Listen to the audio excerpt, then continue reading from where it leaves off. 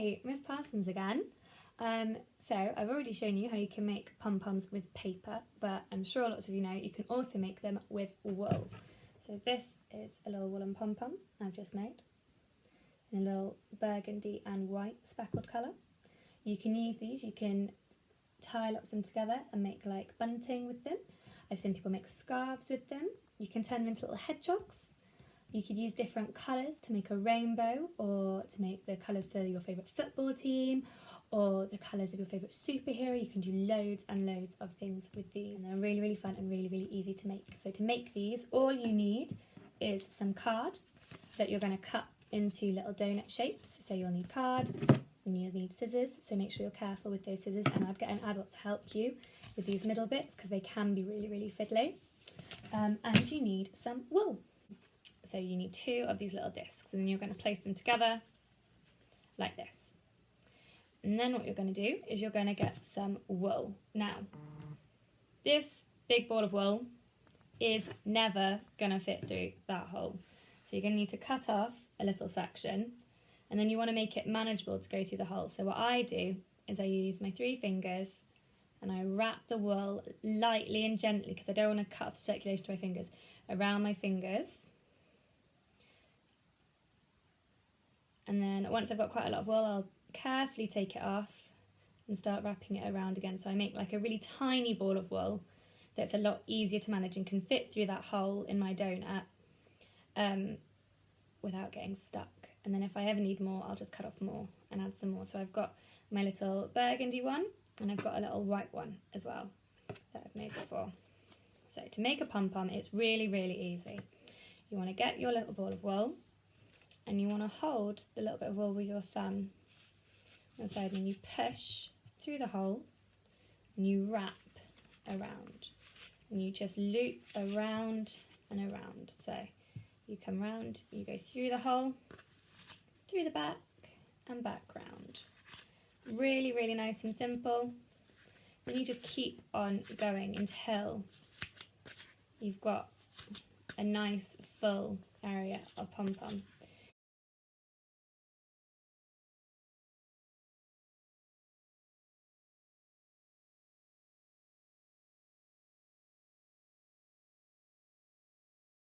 So I've added a few more balls of wool, and you can see from the side that it's a lot thicker now, and it feels a bit spongy to touch, and this hole has got a lot smaller because of all the wool that's now in there.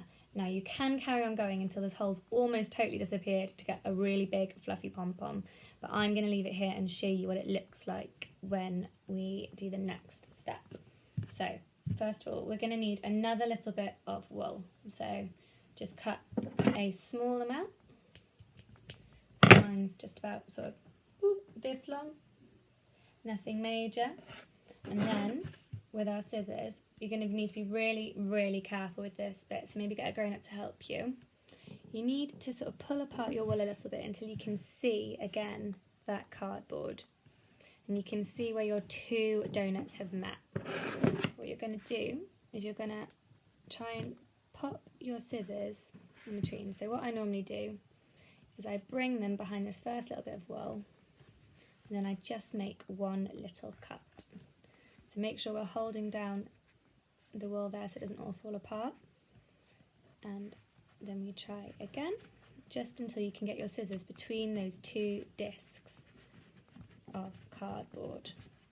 So now I've got a big opening, so I can easily slot my scissors in, and then you just go around snipping all of these little bits of wool, making sure you're really careful that they stay in place. We don't want any of them falling over the place, because otherwise you've just made a big mess and you won't have any pom-pom left.